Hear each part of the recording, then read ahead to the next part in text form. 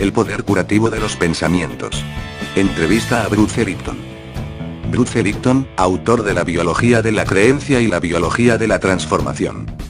La mente es energía. Cuando piensas, transmites energía, y los pensamientos son más poderosos que la química. Así que esto es peor para las empresas farmacéuticas porque no lo pueden vender. Reclama una nueva medicina, la que tenga en cuenta la capacidad de curar de la energía, mucho más eficaz que los medicamentos.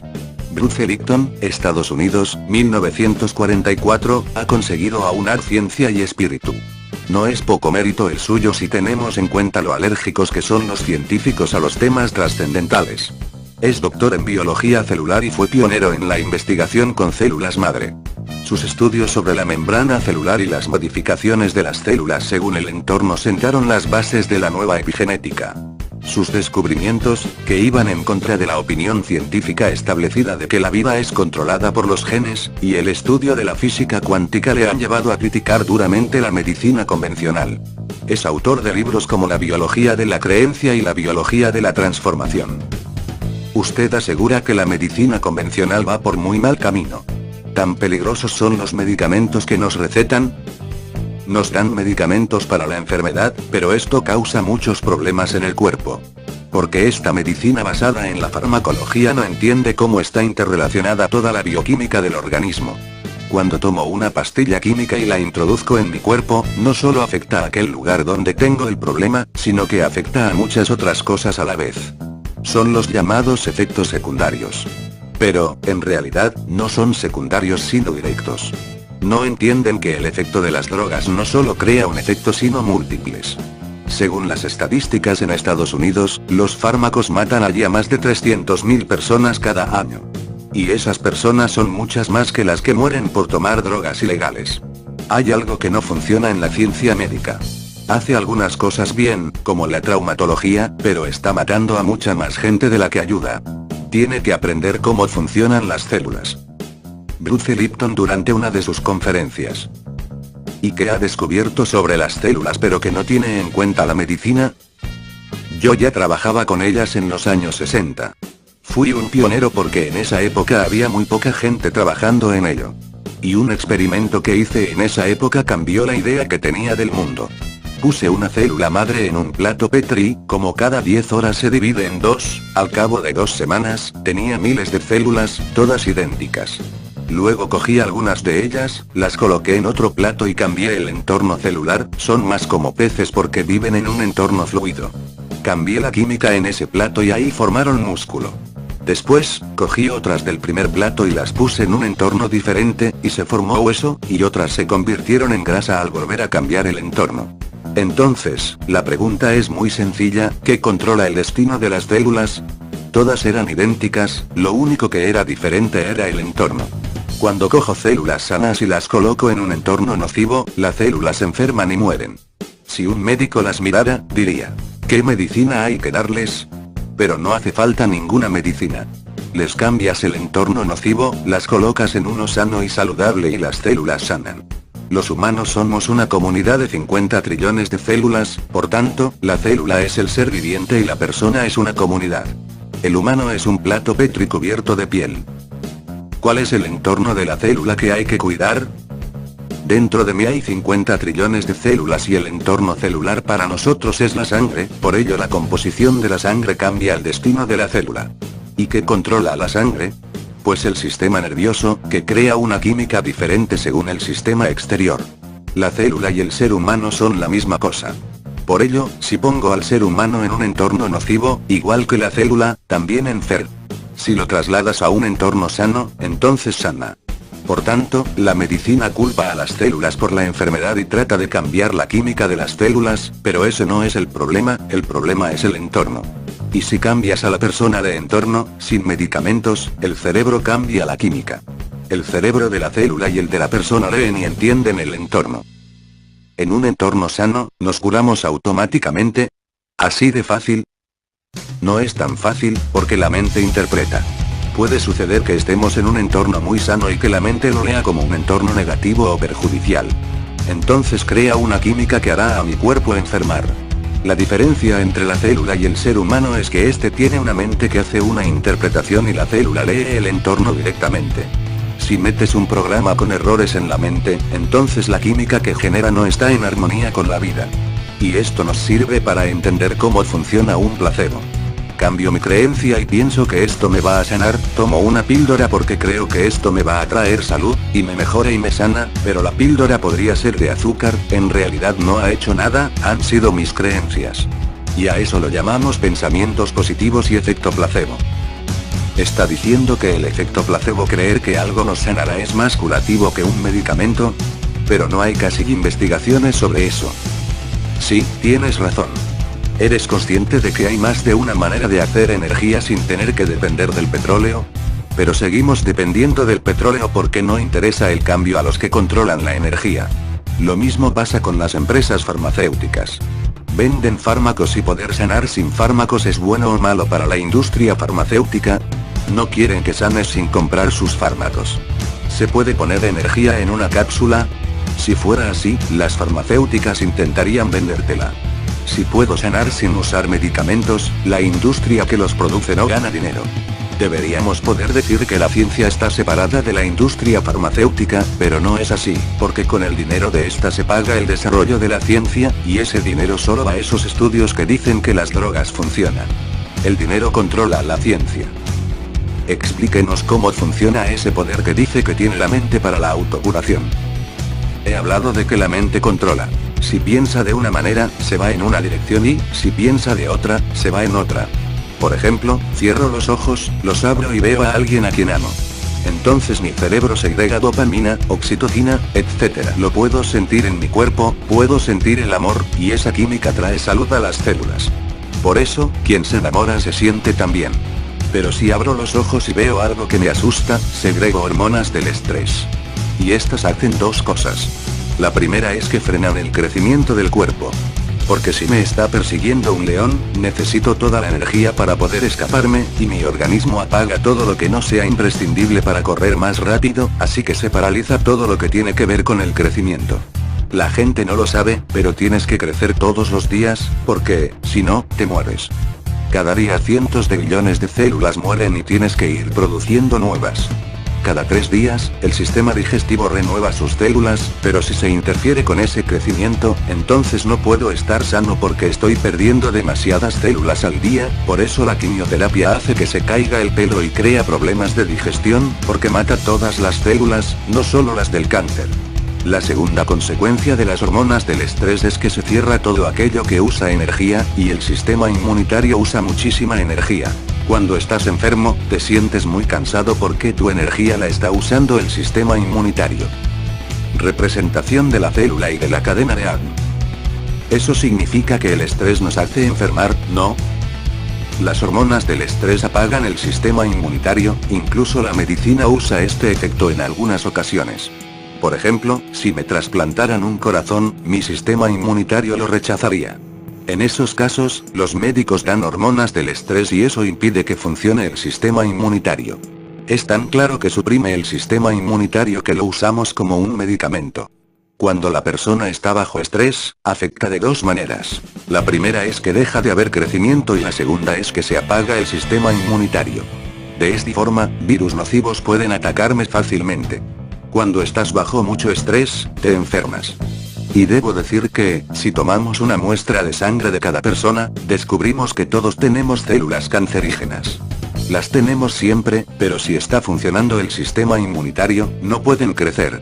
Una vez que se apaga el sistema inmunitario, proliferan. Es como el catarro. No tienes que coger el virus, ya lo tienes dentro. Son organismos oportunistas. El 90% de la gente que va al médico es debido al estrés, y también el cáncer funciona igual. Explíquenos qué es la medicina cuántica o medicina de la energía. Como decía, la primera razón por la que la medicina de hoy es cuestionable es porque los médicos no saben cómo funcionan las células. La segunda es que la medicina está basada en la física de Newton. No reconoce la energía, esa parte invisible, las señales electromagnéticas.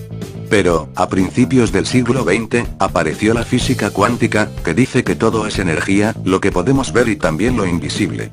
Si miras dentro del átomo, hay electrones, protones, neutrones. ¿Y qué hay dentro? Energía. La ciencia más reciente indica que el cuerpo responde a la física cuántica, no a la newtoniana. La medicina dice que quiere cambiar la química del organismo con drogas y la nueva medicina dice que hay que cambiar la energía. Y esta nueva medicina, la cuántica, es mucho más poderosa, porque responde primero el campo energético que el físico. Si todo es energía, los pensamientos también. ¿Cómo influyen en nuestra salud? La mente es energía. Cuando piensas, transmites energía, y los pensamientos son más poderosos que la química. Así que esto es peor para las empresas farmacéuticas porque no lo pueden vender. Por tanto, no les interesa una conexión entre la mente y el cuerpo. Pero es cierto que las propias creencias se convierten en un campo energético, una transmisión, y esta se transforma en una señal que es capaz de cambiar el organismo. Y así es como funcionaba la sanación antes del desarrollo de la medicina. La gente sanaba con los chamanes, con las manos, pero eso no puede vender y por eso la medicina no quiere ir por ese camino. Y es la razón por la que yo cambié mi carrera. Estaba enseñando en la universidad que hay que seguir con drogas y sabía que eso no era verdad. La medicina lo conoce, pero no habla de ello.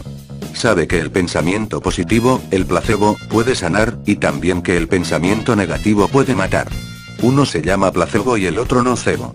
En realidad, no es que sea positivo o negativo, es la manera de pensar. Si el médico te dice que tienes cáncer, aunque no tengas cáncer, si lo crees, crearás la química que generará cáncer. Por tanto, el problema no es tanto el entorno real sino el que tú interpretas. Célula piramidal, en verde, e interneuronas GABAérgicas, en rojo. Y eso enlaza con la física cuántica. Totalmente. Por eso no funciona la medicina, porque no reconoce la ciencia cuántica. No mira hacia ahí porque el dinero está en otro lado. Usted ha explicado que, en la mente, quien realmente tiene el poder es el subconsciente, por eso es tan difícil cambiar hábitos de pensamiento. Es millones de veces más poderoso y más importante que la mente consciente. Utilizamos el subconsciente el 95% del tiempo. Pero no lo podemos controlar. Lo puedes reprogramar. La información del subconsciente se recibe en los primeros 6 años de vida. Eso que aprendiste en esos años se convierte en el conocimiento fundamental de tu vida. Por tanto, hay muchos estudios que demuestran que las enfermedades que tenemos de adultos, como el cáncer, tienen que ver con la programación y el entorno que vivimos en los primeros 6 años de vida. Es decir, los niños absorben también sus enfermedades o sus actitudes negativas, y así se programa su subconsciente. ¡Qué gran responsabilidad para los padres! La gente, cuando oye esto, se preocupa, se culpa. Pero no eres culpable si tú no sabes que el subconsciente funciona así. No lo sabían nuestros padres, ni nuestros abuelos ni bisabuelos. Ahora bien, cuando lo entiendes, tienes que cambiar tu manera de vivir, porque entonces sí eres responsable. Está demostrado que si un niño adoptado vive en su familia casos de cáncer, en su madurez puede padecer cáncer aunque su genética sea diferente. Sería algo así como conducir un coche. Si te enseñaron a conducir mal y has automatizado esa forma de conducir, pues lo más probable es que tengas accidentes. Si te enseñaron a maltratar tu cuerpo con mala información, destruirás el vehículo de tu cuerpo, cuyo conductor es la mente. El futuro es una mejor educación para los niños, incluso en la etapa prenatal. ¿Podemos reprogramar el subconsciente para estar más sanos o ser más felices con nuestra vida? Los comportamientos que vienen del subconsciente no los percibes y pueden estar haciéndote daño. Quizás te sientes enfermo y echas la culpa a otra cosa. Al cambiar estos programas erróneos en el subconsciente, puedes recrear toda tu vida. Hay varias maneras de hacerlo. Se piensa que, cuando la mente consciente registra algo, la subconsciente también filtra esa información, pero no es así. La mente consciente es creativa y la subconsciente trata de todos los hábitos. Si le enseñas al subconsciente algo diferente, se lo enseñas también a la consciente, pero no al revés. Por ello, la manera de reprogramar es repetir y repetir hasta que se crea un hábito. Si leo un libro de autoayuda, mi mente consciente dice, sé todo lo que hay en el libro y lo aplico, pero la subconsciente no se entera de nada. Entonces, piensas, ¿por qué sé tanto y todavía mi cuerpo no funciona? Los pensamientos positivos, el conocimiento, solo funcionan el 5% del tiempo, pero el 95% son los hábitos que tengo desde mi niñez. Y esa es la razón por la que los pensamientos positivos no son suficientes. ayudan, pero no ves muchos resultados. Todo sigue igual hasta que no cambias el subconsciente. Técnicas de psicología basadas en la energía como la hipnosis o el 6K son una manera de cambiar el subconsciente, es como un aprendizaje rápido. Con su investigación, ha aunado ciencia y creencia, un binomio que evita a la mayoría de los científicos. ¿Usted cree en la eternidad?